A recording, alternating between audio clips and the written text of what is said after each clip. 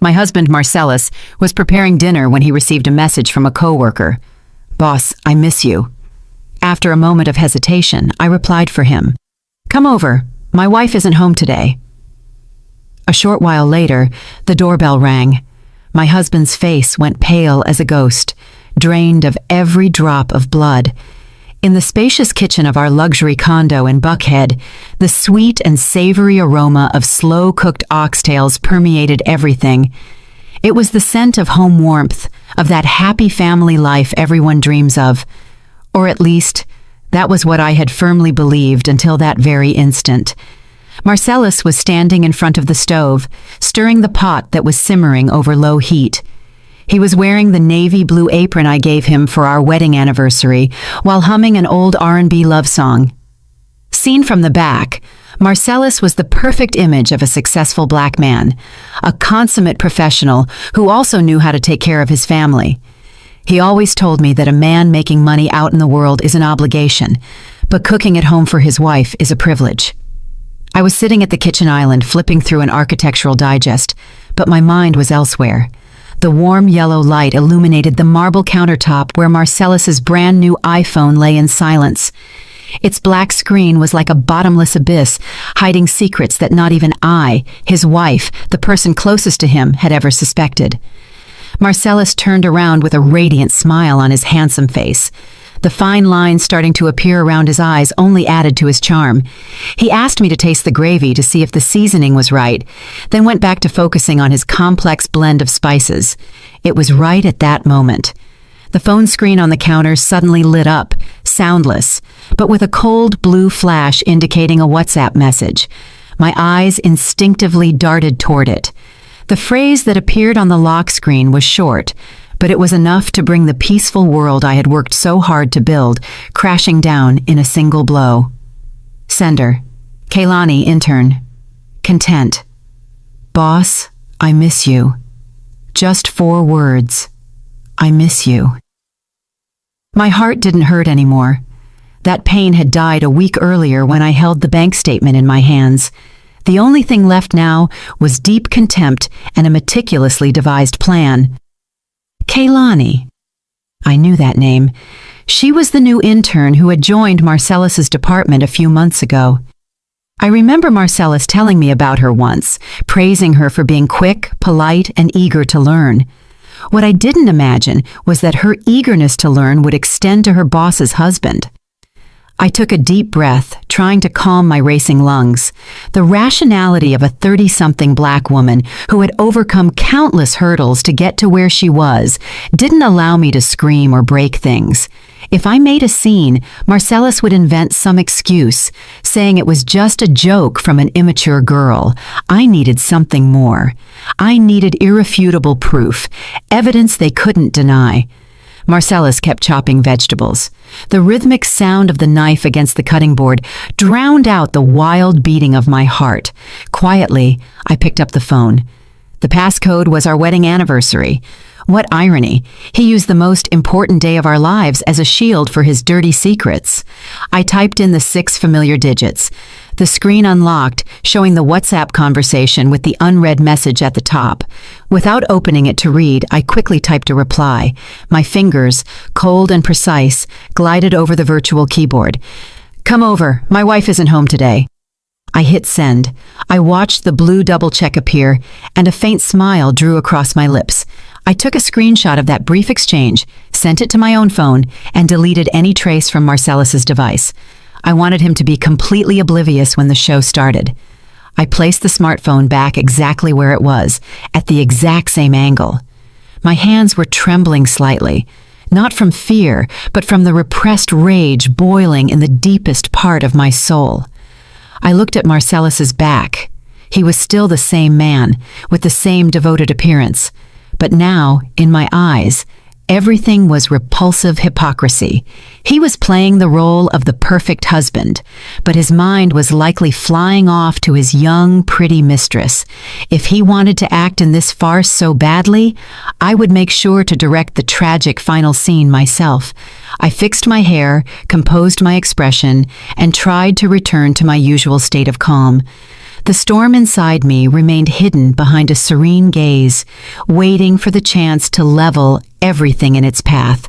This was going to be a very long night. Marcellus served the steaming oxtails in a large serving dish and placed it in the center of the table. The intense aroma of allspice, thyme, and beef spread through the dining room. With a cloth, he meticulously wiped away even the smallest splash on the rim of the plate. Yesterday, that delicacy would have moved me to the point of hugging him. Today, however, looking at that stew was like looking at poison coated in sugar. He served me a plate full of white rice and, picking the most appetizing piece of meat, placed it on top. With a warm, deep voice, he said, "Eat while it's hot, baby. I cooked the meat until it falls off the bone." He even bragged about going to 3 different markets to find the best cuts just to take care of me the way I deserved. I accepted the plate from my husband's hands, making a superhuman effort to keep them from shaking. I brought a piece of meat to my mouth and chewed slowly. It was incredibly tender, and the gravy had just the right kick I liked. But as I swallowed, I felt a bitter, nauseating taste, as if I were chewing ashes. I had to drink a large gulp of water to keep from gagging. I looked at the man sitting across from me.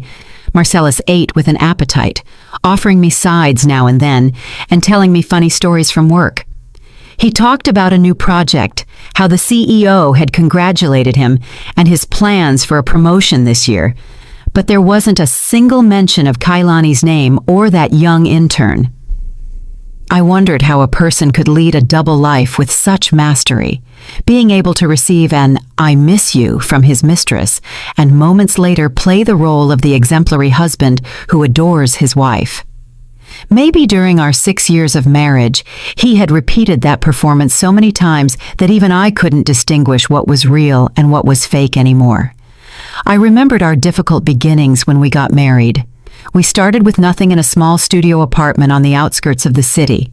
Marcellus took my hand and swore he would work tirelessly so I would never lack anything to get us a decent home.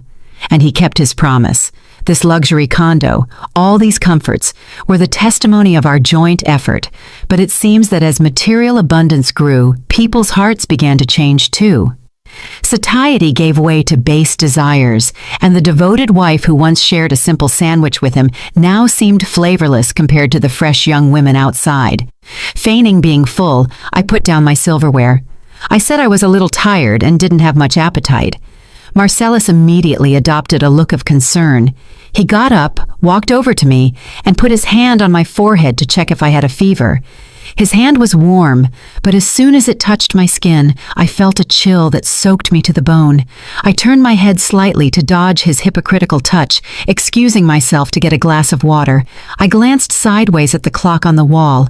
The short hand was approaching 7, and the long one 12. Time was passing with mocking slowness. From her office or her student apartment, it would take between 30 and 45 minutes to get here. I wasn't going to let this golden opportunity slip by. My wife isn't home today. That spell was more powerful than any invitation. When I returned to the table, Marcellus was clearing the plates. He told me to go to the living room and rest, that he would handle the cleanup. The image of my husband rolling up his sleeves to wash dishes, which I used to brag about to my girlfriends, now seemed like just another scene in his disgusting theater. I sat on the sofa and picked up the TV remote, but I didn't turn it on. My gaze was fixed on the front door, and my ears were tuned to any sound from the hallway. A fierce battle was waging in my mind. Part of me wished she wouldn't come, that it had all been a bad joke so I could keep fooling myself. But the other half, the colder and crueler side, yearned for the doorbell to ring as soon as possible. I wanted this pain to come out into the light in all its rawness, because an abscess only heals when it bursts, even if the scar it leaves is forever. Every minute passed with infinite heaviness. The sound of water in the kitchen ceased. Marcellus came out drying his hands with a towel and asked if I wanted some fruit for dessert. I shook my head and sketched a faint smile. It was surely a crooked, forced smile, but Marcellus didn't notice. He was too sure of his own perfection. Or maybe he had never cared enough about my mood to notice anything strange in my eyes. The clock struck exactly 8 p.m. The apartment was so silent you could hear the ticking of the second hand. Marcellus sat on the sofa opposite me and started reading the news on his phone with an expression of total tranquility. He probably thought it would be another peaceful evening with his wife, or maybe he was already planning what message he would send his mistress as soon as I fell asleep. He didn't have the slightest clue that the storm was about to break right at his doorstep. Ding dong. The sound of the doorbell broke the silence. It wasn't a loud sound, but in that space, it resonated like the gunshot announcing the start of a war. Marcellus lifted his head, startled. In his eyes, there was surprise mixed with a pinch of confusion. He looked at the clock, then the door, and muttered, "Who could that be at this hour?" Then he looked at me as if I had the answer. I remained motionless on the sofa, maintaining an almost icy composure. "Stay seated," I told him. "I'll get it." My voice was soft but firm, leaving him no room to move. I stood up and walked slowly toward the door. Every step on the hardwood floor sounded heavy, like the hammer blows driving the final nails into a coffin. My heart was pounding hard, not from fear, but with the strange excitement of a hunter about to trap their prey. I took a deep breath, fixed my posture, and put my hand on the knob. I turned the lock and opened the heavy wooden door. In front of me stood a young black woman of petite build, well made up, but with a face that hadn't yet lost its childish air. She was wearing a tight dress that highlighted her young figure, and in her hands she held a small box with a carefully packaged individual cupcake. The instant she saw me, the flirtatious smile drawing on her lips vanished, giving way to an expression of pure panic. Her eyes went wide as saucers, her pupils contracted in fear, and her face, previously flushed, turned as pale as paper. She froze, and her trembling hands almost dropped the cake box. She expected Marcellus to answer the door. She had surely imagined the scene, jumping into his arms, telling him in a honeyed voice how much she had missed him. But the raw reality that hit her head on was the image of me, the lady of the house, his lawful wife, blocking the entrance with a gaze sharp as a knife. I said nothing immediately. I simply observed her terrified expression in silence. My silence made the atmosphere turn even more suffocating. Kaylani stepped back half a pace, moving her lips as if she wanted to say something, but her throat seemed blocked, as if someone were strangling her. She looked toward the interior of the condo and then back at me, with the look of a thief caught red-handed. I heard Marcellus's steps behind me. "Who is it, babe? Why are you taking so long?" he asked. His voice plunged Kaylani into even greater confusion. She looked around as if seeking an escape route, but I wasn't going to let my prey get away that easily. I smiled. It was probably a smile more terrifying than weeping. And then I spoke. My voice was loud and clear enough for both the person inside and the one outside to hear, loaded with cold authority. "Hello, Kaylani. Are you here to see my husband?" My question was like a bucket of ice water for Kaylani, and simultaneously a shock for Marcellus, who was approaching. I saw Kaylani shudder. She realized she had fallen into a trap, but there was no turning back now. The door was open. The show had officially begun. Kaylani was shrinking like a little bird that had accidentally fallen into an eagle's nest. She squeezed the cake box so hard her knuckles turned white. Stammering, she barely managed to articulate a few words to justify her untimely appearance at those hours. She said she had heard Marcellus was sick, and since she was passing by the neighborhood, she decided to bring him a cupcake, hoping he'd recover soon so he could keep teaching her, the intern. A lie so clumsy it was pathetic. I knew perfectly well that Marcellus wasn't sick, and that this gated community was so tucked away, it was impossible to pass by unless you came on purpose. But I didn't correct her. The fun of the cat and mouse game consists of not killing the mouse immediately, but playing with it until it exhausts itself from pure terror. Maintaining a faint smile, I fixed my gaze on her face, which was changing color by the moment.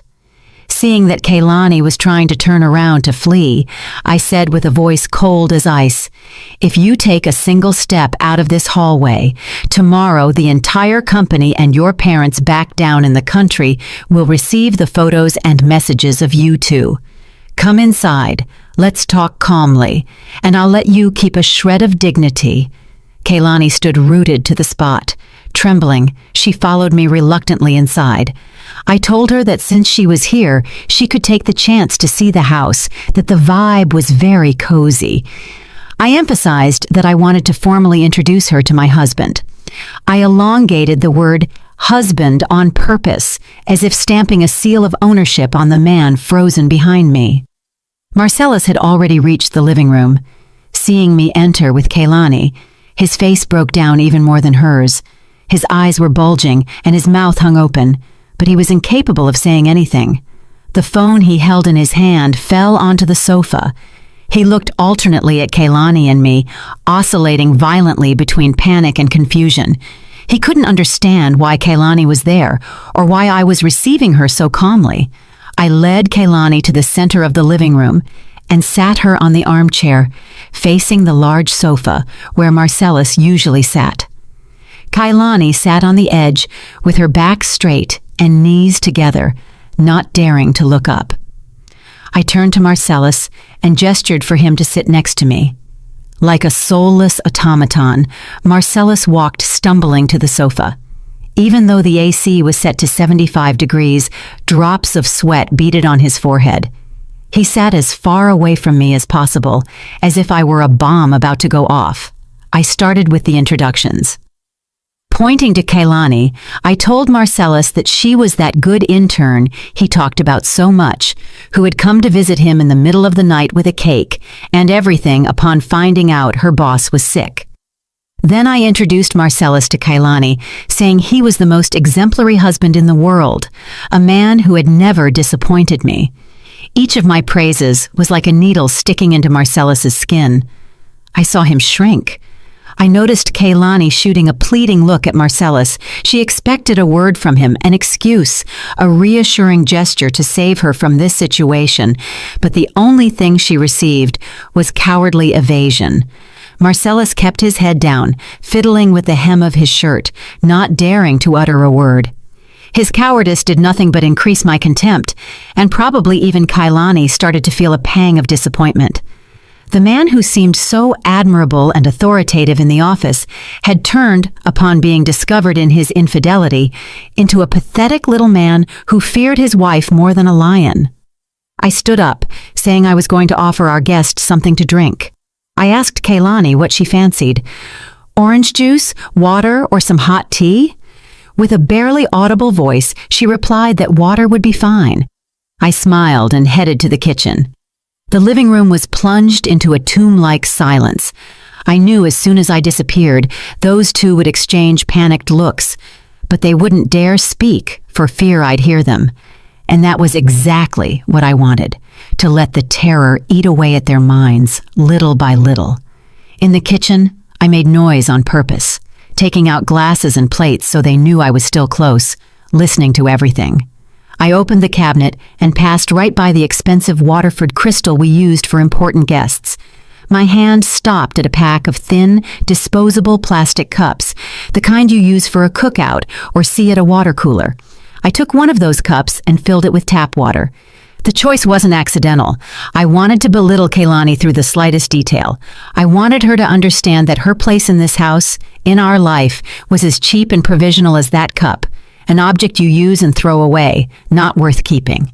I went back to the living room with a tray and placed the plastic cup with water in front of Kaylani. For Marcellus and myself, however, I served tea in elegant fine china cups with gold rims. The stark contrast between the two types of vessels was evident on the glass table. Kaylani looked at the plastic cup clashing with the luxurious table, and her face dyed a deep red from humiliation. She had understood the message. It was a wordless insult, but deeper and sharper than any slur. I sat next to Marcellus, this time deliberately gluing myself to him. I took his arm and rested my head on his shoulder with an affectionate gesture. Marcellus went stiff as a wooden doll, muscles tight with tension. Through his fine shirt, I could feel the frantic beating of his heart. The cold sweat kept sliding down his temples. I initiated the conversation with hypocritically social questions. I asked Kaylani how the internship was going, if Marcellus was very demanding with her, if he didn't harass the interns. While I spoke, I caressed Marcellus's arm and shot him loving looks every now and then. Kaylani replied in monosyllables, not daring to look directly at the tender scene unfolding before her eyes. In her gaze, envy, bitterness, and fear mixed. She was witnessing how the man she coveted belonged legally and completely to another woman. The sweet promises Marcellus must have whispered to her when they were alone became insignificant before this crushing reality. The air in the room was so thick it was hard to breathe. Not even the soft hum of the central air could dissipate the suffocating atmosphere. I felt like I was witnessing a tragic silent play, where every actor strove to fulfill their role, with the difference that only I had the script and knew the ending. Suddenly, I changed the subject and turned to Marcellus with an excited voice. I brought up our vacation plans to St. Lucia for next month. I described an idyllic future with enthusiasm, the blue sea, the white sand, the romantic candlelight dinners. I added that we were looking at a lake house in the Blue Ridge Mountains to spend weekends growing our own garden and fishing, and that we were already planning how to take care of our parents in their old age. Each of my words was a dagger stabbing into Kaylani's heart. She would realize she was completely excluded from Marcellus's life, the future plans, the assets, the long-term projects. All of that belonged to us as a couple. In that picture, there was no room for her. She was just a passing whim, a temporary pleasure for Marcellus. Marcellus remained sitting in sepulchral silence, neither confirming nor denying anything. He seemed to be sitting on hot coals, wishing this psychological torture would end as soon as possible. But I wasn't going to let him go that easily. I wanted to brand this horrible night into both their memories so they'd feel a shiver every time they remembered it. I turned to Kaylani and with a smile threw her a seemingly innocent question, but one loaded with meaning. Kaylani, as young and pretty as you are, I'm sure you have plenty of men chasing you. Me, on the other hand, I'm getting older. I have to hold on to this man so he doesn't get away. I'm scared someone might steal him in a careless moment. They say nowadays there are a lot of thirsty side chicks popping up like mushrooms after the rain, right? Kaylani started and lowered her head abruptly. She clenched her fists so hard her fingertips turned white. She knew perfectly well who I was referring to. The term thirsty side chicks, though pronounced lightly, was sharp as a razor and severed the last shred of her pride. The words resonated in the air, making the atmosphere even more uncomfortable. Kaylani didn't dare answer my question. She mumbled something unintelligible and avoided my inquisitive gaze. I could see her fragile shoulders shaking violently, despite her efforts to contain herself. The confidence and flirtatiousness with which she had arrived at my house had disappeared completely, leaving only the image of a sinner awaiting judgment. But I wasn't going to let them escape that easily. I turned to Marcellus and squeezed his arm a little tighter. My nails dug slightly into his skin through the shirt, reminding him of my powerful presence. I looked at my husband and, changing my voice to a honeyed tone but maintaining a gaze sharp as a knife, I asked him about the lake house in Blue Ridge that we had gone to see last week. I spoke loudly and clearly, ensuring Kaylani heard everything. I reminded him that our parents had loved the land, that it had good energy, and being near the river, it was very cool. I emphasized that my parents had promised to contribute $15,000 for the renovation as a gift for their future grandchildren. At the mention of children, I felt Marcellus's body tense up. It was his weakest point. We had been married for 6 years, but had postponed having kids until we reached financial stability. And now, when everything was ready, I discover this betrayal. But I brought up the topic of children on purpose. I knew it was the strongest anchor, the family and social legitimacy that a passing mistress like Kaylani could never give him. I described with enthusiasm a happy family, full of children's laughter. I said next year was perfect to try for a baby. that at our age it was the ideal time, and I hoped it would be a boy. Then I turned to Kaylani and asked if she didn't think it was a wonderful plan. At the direct question, Kaylani jumped, and the teaspoon she was holding dropped from her hands. The clinking of metal against the porcelain saucer rang sharp in the silence. She rushed to pick it up, and with a flushed face, she stammered, It's a great plan. I'm sure you'll be very happy." How ironic that forced blessing sounded from the rival's lips. I knew inside she was screaming, consumed by envy. She had come here hoping to make a space for herself in our life, but the only thing she had found was a firm declaration of a future where there was no room for her. The big assets, the solid family ties, the long-term plans, all of it formed an impregnable wall protecting this marriage. A wall that someone like her, with nothing to offer, could never tear down. I continued my psychological attack on the financial flank. I told Marcellus, "Tomorrow I'll make the transfer for the down payment on the house, so sign the papers for the title change fast." I deliberately emphasized that the house would be in both our names. It was a declaration of sovereignty over our assets, a warning that everything Marcellus had was tied to me, and that if he left me, he'd lose everything. Marcellus, sweating buckets, nodded his head. He wished I would shut up, stop torturing him with those sweet words about the future that sounded more terrifying than a threat at knife point. He knew perfectly well the warning hiding behind every one of my words. Don't be an idiot, and don't trade everything you have for a momentary pleasure. The conversation about the house and kids seemed to suck the last drop of vitality out of Kaylani. She shrank into the armchair, hugging the glass of water with both hands, as if seeking warmth that had vanished long ago. I looked alternately at the thin plastic cup in her hands and the gold-rimmed cup in mine, feeling a cruel pleasure. I lifted my cup, took a sip, and savored the subtle aroma of the high-quality green tea. I commented on how delicious the tea was, its clear and smooth taste. I offered Kaylani some too, but my gaze stopped on her cheap plastic cup with false pity. "Kaylani, are you okay with just water? Do you want me to make you some orange juice? Water is a bit bland, don't you think?" My voice was kind, like a charitable lady giving alms to a beggar, but with a nuance of contempt. Kaylani denied hurriedly with her hands. No, I'm fine. I was thirsty. Water is enough. I don't want to be a bother." The word bother she used seemed ridiculous. Her mere presence here at these hours was the greatest of bothers. I set the cup on the table. The dry, firm sound of porcelain against glass resonated in the room. I looked at Marcellus. He was still sitting like a corpse with his eyes glued to the tips of his shoes. I decided to involve him more in this fun game. I told him to cut some apples for our guest. "A man of the house should be a gentleman. How can you have a guest sitting there without attending to her?" Marcellus, as if he had received an electric shock, jumped up and went to the kitchen for the apples and a knife. He peeled the fruit clumsily, hands shaking, leaving the skin jagged and in chunks. The man who once carved flowers out of carrots for me couldn't even peel a simple apple in front of his mistress now. His mind was short-circuiting. Fear had paralyzed all his senses and skills. When he put the plate of apples on the table, I stabbed the most appetizing piece with a fork and brought it directly to Marcellus's mouth. "Open up, baby.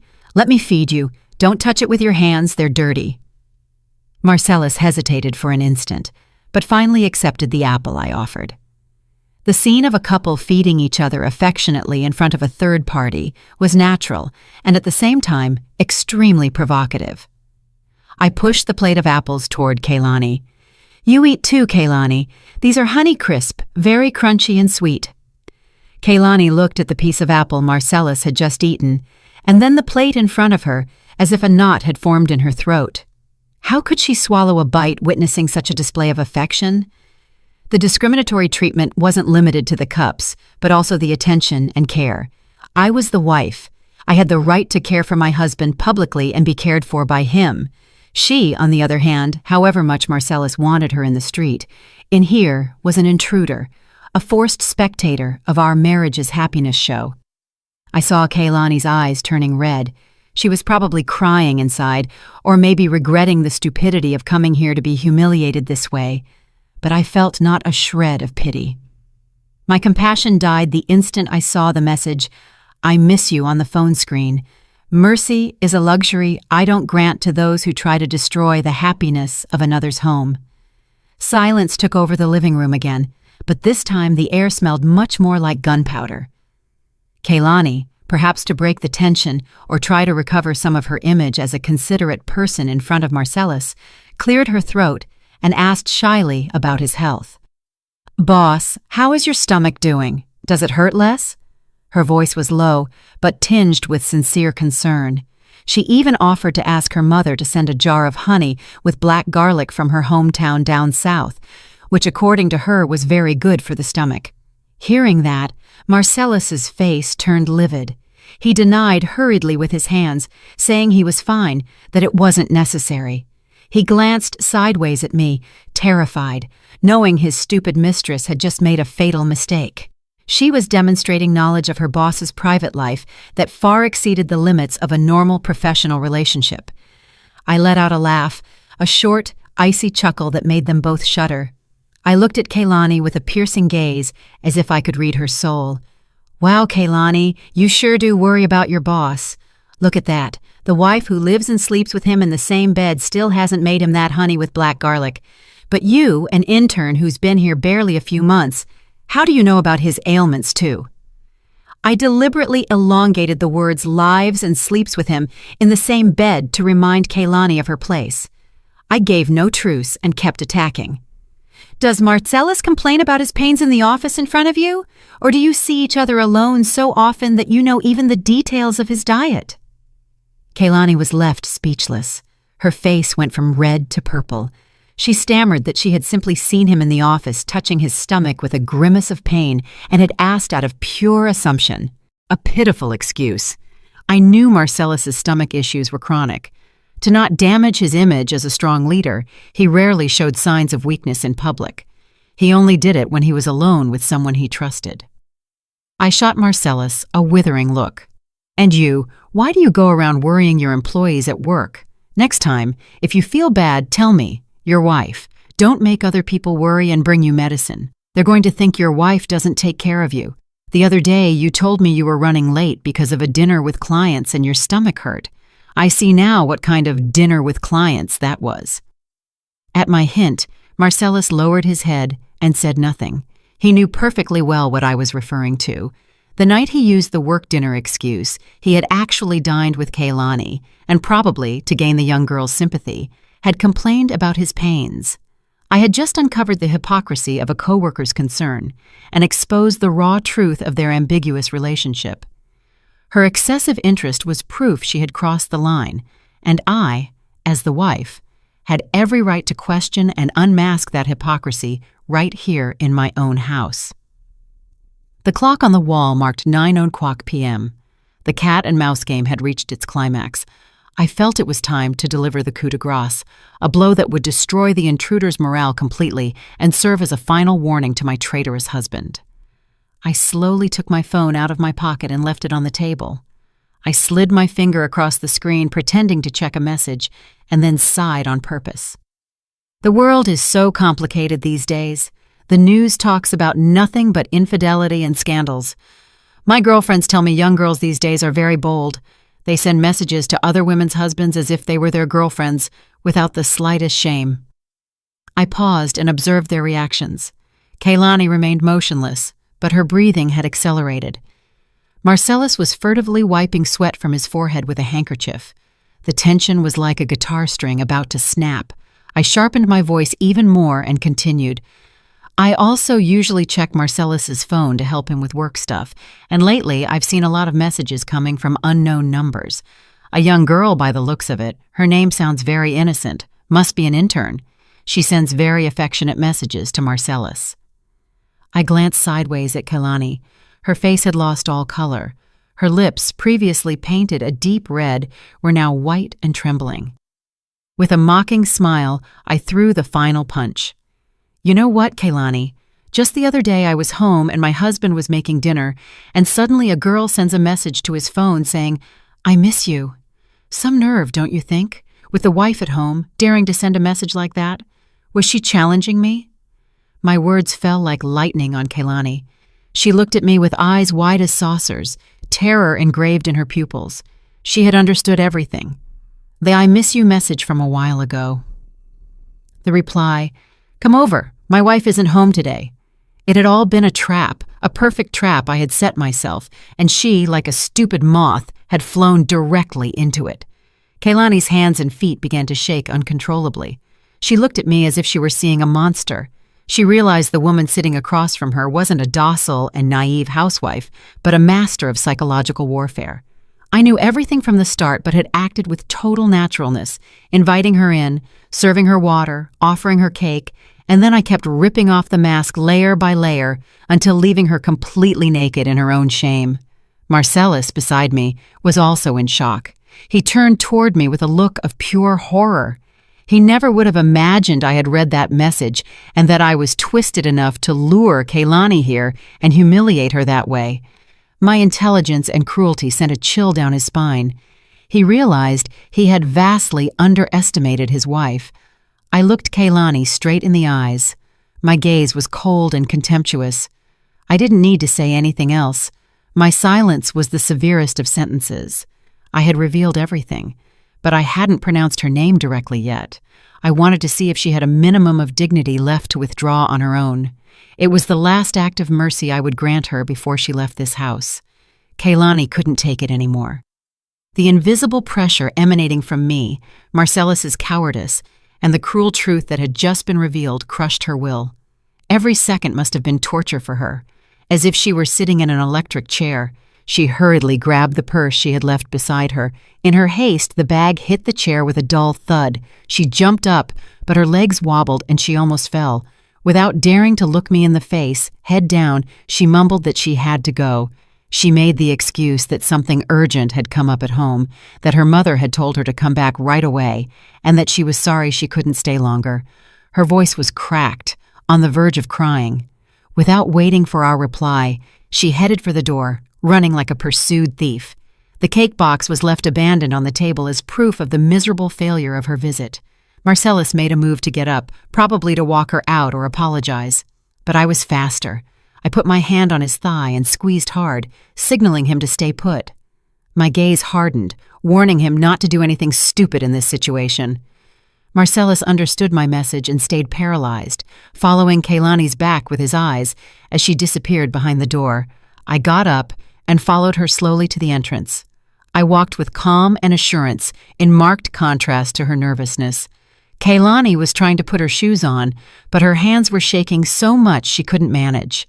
I leaned against the doorframe with my arms crossed, watching her with a mixture of pity and contempt. When she finally managed to get her shoes on and was preparing to open the door to go out into the hallway, I called out, "Kehlani!" She stopped dead, startled. She turned around with a scared, pleading look. She probably feared I'd make a scene in the building hallway, insult her, or grab her by the hair, but I didn't. My dignity didn't allow me to behave like a hood rat. I walked up to her and whispered in her ear, low enough so only we two heard it. My voice was soft as a breeze, but cold as ancient ice. "Next time you come to see my husband, call first. If you go wandering around here at this time of night, the neighbors might misunderstand and think something shady is going on in this respectable house. And remember this, Marcellus's wife isn't always out of the house." Hearing my words, Kehlani's face was left without a drop of blood. She nodded repeatedly, like a chicken pecking. She stammered a yes and ran toward the elevator. She pressed the button frantically, as if she wanted to flee from there as soon as possible. Her figure, small, alone, and pathetic, was silhouetted against the bright hallway light. I watched her until the elevator doors closed, swallowing her whole. A faint smile drew on my lips. One down. The young prey had gotten a good scare. Now, not even if they paid her would she dare approach my husband. But the war wasn't over. The main enemy, the one who had caused me the deepest wound, was still sitting in the living room. I turned around and slammed the door shut. The dry sound of the lock resonated in the apartment. It announced the beginning of the trial for the traitorous husband. I took a deep breath, recovered my cold expression, and walked in. The wooden door closed, completely isolating this apartment charged with deadly air from the outside world. The smile of victory that had drawn on my lips extinguished like a candle in the wind. I didn't go straight back to the living room. I stayed standing for a few seconds, clutching the cold doorknob. The waves of nausea rising from my stomach were unbearable. I had pulled off a brilliant performance, but the price was a deep wound bleeding in my heart. I turned and walked slowly into the living room. Marcellus was still in the same spot, motionless, on the cream-colored leather sofa. His head was down, hands clasped over his knees. His appearance was pathetic, far removed from the sophisticated, self-assured husband he used to be. But his misery didn't inspire even the slightest pity in me. On the contrary, it only increased my contempt. I walked up to him, picked up his smartphone lying abandoned on the table, looked at him, then at the phone, and suddenly, with a sharp movement, I smashed it with force against the glass table. Crack! The sharp, violent sound broke the suffocating silence. The phone screen shattered into smithereens, cracks spreading like a spiderweb, a perfect reflection of our marriage in that moment. Marcellus jumped, looking at me with a face pale with terror. I crossed my arms and looked down at him with an icy glare, with a voice sharp and firm, devoid of all emotion. I said, "Explain yourself." "The message saying, 'Come over, my wife isn't home today.' I sent that. Did you think I was an idiot who didn't know anything?" And just like that, Marcellus was left slack-jawed, looking at me with disbelief. He didn't expect me to show my cards so fast and so forcefully. Maybe he thought I only had vague suspicions, but he never imagined I controlled everything from the start. His lips trembled, trying to articulate a pathetic excuse. "Baby, it's a misunderstanding. She and I are just co-workers. Her coming over today was a total surprise to me. I swear to you, I didn't know anything." He tried to play the victim. His eyes dodged my gaze. I let out a bitter laugh. "Coworkers. A coworker sends you a message at 8 p.m. saying she misses you. A coworker knows better than your own wife, your eating habits, and your ailments. A coworker dares to come to your house thinking your wife isn't home." I moved closer to him, looking him straight in the face, and said, marking every syllable, "Don't take me for a fool. We've been living together for 6 years. I know you better than you know yourself. That furtive look, that jump when you heard the doorbell, that cowardly attitude in front of your mistress, everything gave you away." Marcellus lowered his head, not daring to reply. He knew that in the face of such evident truth, any lie was useless. His silence was the clearest of confessions. I felt immense disappointment. The man I had loved and trusted blindly was nothing more than a dirty liar, a coward incapable of taking responsibility for his actions. Marcellus's silence threw more wood on the fire of my anger. I didn't need his empty apologies. I wanted him to face the raw truth he had tried so hard to hide. I went to my purse, which was on a cabinet, and pulled out a stack of papers I had prepared that very afternoon. They were the proofs I had been gathering in secret for the last week since I started suspecting. I threw the papers in his face. The white sheets flew and fell messily over the destroyed phone. Marcellus picked up a paper. His hands were shaking violently. It was a bank statement, the detail of the last 3 months. I had circled in red the transfers to Kaylani Jenkins with ambiguous memos like gift or lunch. The amounts weren't huge, a few $100s each time, but the frequency was suspiciously high. One transfer stood out, $1,500 from last week with the memo, "Happy Birthday." I pointed to the statement and raised my voice. "And how do you explain this money? A $1,500 birthday gift for an intern? For my birthday, a bouquet of flowers and a simple dinner was enough for you. Your generosity is truly admirable." Marcellus was speechless, sweating profusely. He didn't expect me to know his finances in such detail. But that wasn't all. I pulled out the screenshots of his WhatsApp conversations I had taken from his iPad, where he had forgotten to log out. Flirty messages, dates for lunch and movies, and even expressions of sickeningly sweet longing. I threw another photo. It was the movie ticket from 2 weeks ago at 11 p.m. That day he told me he was running late because of a client dinner, but actually he was watching a movie with his mistress. And finally, I pulled out the photo of a long dyed brown hair found on the passenger seat of his car. My hair was black and short. That hair was, without a doubt, Kehlani's. Faced with such irrefutable proof, Marcellus crumbled completely. There was no way to deny it or make excuses anymore. His mask of hypocritical morality had been ripped off, revealing his true traitorous nature. He let his arms drop and sank into the sofa with an expression of despair. And then he started to cry. Tears of a grown man, something I had rarely seen. "I'm sorry, I went crazy for a moment. She bewitched me. Please forgive me just this one time." A late apology and a cowardly excuse, shifting the blame to another. Cheating men always use the same repertoire. I fell into temptation. I couldn't help it. Seeing him cry froze my heart. I went to the kitchen. I grabbed the pot with the oxtail stew he had prepared with such care all afternoon. Under Marcellus's astonished gaze, I dumped the entire contents into the trash can in the corner. The delicious aroma of the stew mixed with the sour smell of garbage, creating a nauseating stench. I turned to Marcellus and threw my final sentence at him. "My love for you is like this stew. Before it was delicious and precious, but once it gets contaminated, it's nothing but trash. And I don't eat trash." My act of throwing away the food was like a bucket of cold water for Marcellus, who seemed to wake up from his delirium. He realized I wasn't joking. The determination in my eyes and actions announced an irrevocable break. Marcellus ran toward me, fell to his knees, and hugged my legs. He cried inconsolably, begging me not to leave him, not to divorce him. He swore he would end everything with Kehlani, that he would even quit his job if necessary, that he would do anything to fix his mistake. He appealed to our parents, to our 6 years of marriage, trying to hold me back. I remained rigid as a stone, letting him cry, hugging my legs. My heart was already dead. His oaths now only produced more disgust in me. If he had really valued our 6 years of love, he wouldn't have slept with another woman. If he had really thought about our parents, he wouldn't have let things get to this point. Coldly, I pushed his hands away and stepped back. I looked at him with pity and said, "Keep the little dignity you have left. Don't be pathetic.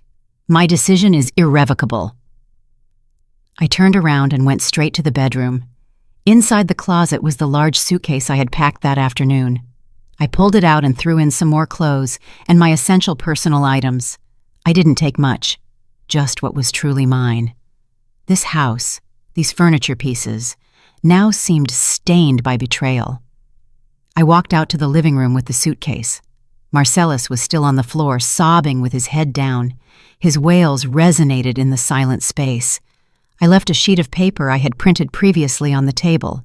It was the promissory note for the $40,000 my parents lent us at the beginning of our marriage when we couldn't afford the condo renovation, along with the receipts in my father's name. "These $40,000 are a clear debt. Don't you even think about not paying it. When you sell the house, the first thing will be to settle this debt, and then we split the rest." I told Marcellus with an icy voice, "Get ready to pay back every last cent. The house is in both our names, but I'm not going to fight for it. I yield it to you so you can live with your mistress, but my parents' money, you have to return to me." Marcellus looked at the papers and then at me. His look was pure despair. He knew he couldn't get that much money overnight, but I didn't care. It was the price he had to pay for his betrayal. I wanted him to feel the pain of loss to the marrow, both emotionally and materially. I dragged the suitcase toward the door. Before leaving, I took one last look at the house. What was once our home had now become the tomb of my love. I opened the door and stepped out into the breezy hallway. The sound of the door closing behind me echoed once more, putting an end to 6 years of my youth with that shameless man. Without looking back, I walked with a steady step toward the elevator. A new life awaited me. It would be hard, but at least it would be clean and peaceful. The Uber traveled through the empty streets of the city night. Sitting in the back seat, I watched the streetlights pass fleetingly. My mind was blank, but strangely light. I didn't cry. The tears seemed to have dried up inside, crystallized into a sharp determination. I was heading to Lysandra's apartment. My best friend since college. Lysandra was a prestigious lawyer in the city, specializing in divorce and asset disputes. She was strong, decisive, and extremely intelligent. I had warned her ahead of time, so she was already waiting for me in the lobby when I arrived. Seeing me get out of the car with a gaunt face and dragging the suitcase, Lysandra didn't ask me anything. She approached silently and gave me a tight hug. At that warm gesture of friendship, I was about to break down crying, but I held it in. It wasn't the time to show weakness. Lysandra took me to her apartment. It was a small but cozy place, impregnated with the pleasant scent of lemongrass essential oil. She offered me a glass of hot tea and told me to sit down and tell her everything. And so I did. I told her everything, from the fateful message to the theater I staged, to invite Kaylani home, the confrontation with Marcellus, and my decision to leave. I spoke with surprising calm, as if telling someone else's story. When I finished, Lysandra slammed her hand on the table with a dull thud. She let out a curse and told me I had done very well, that a cheating man is unforgivable, and that my way of handling the mistress had been top tier, civilized, but at the same time extremely cruel. Lysandra began to analyze the situation from a legal perspective. She reviewed the evidence I had gathered, the bank statements, the messages, the photos. She nodded and said that with that, she had more than enough to win in court. She offered to take my case if Marcellus didn't accept a mutual agreement divorce. But Lysandra told me that before getting to court, we had to teach that perfect couple a lesson they wouldn't forget for the rest of their lives.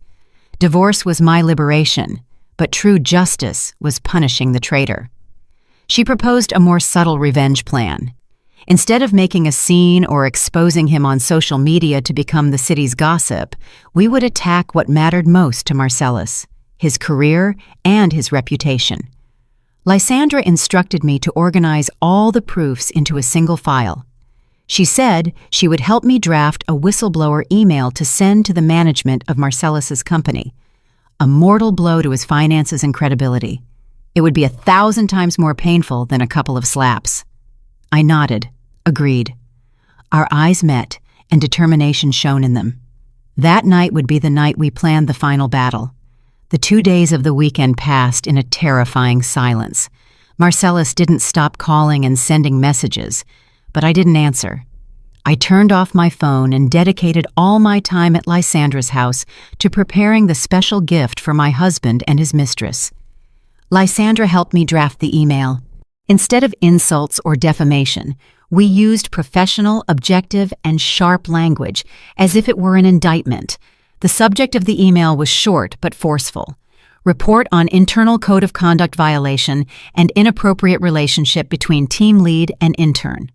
I scanned all the proofs, the WhatsApp screenshots with the risque conversations, the bank statements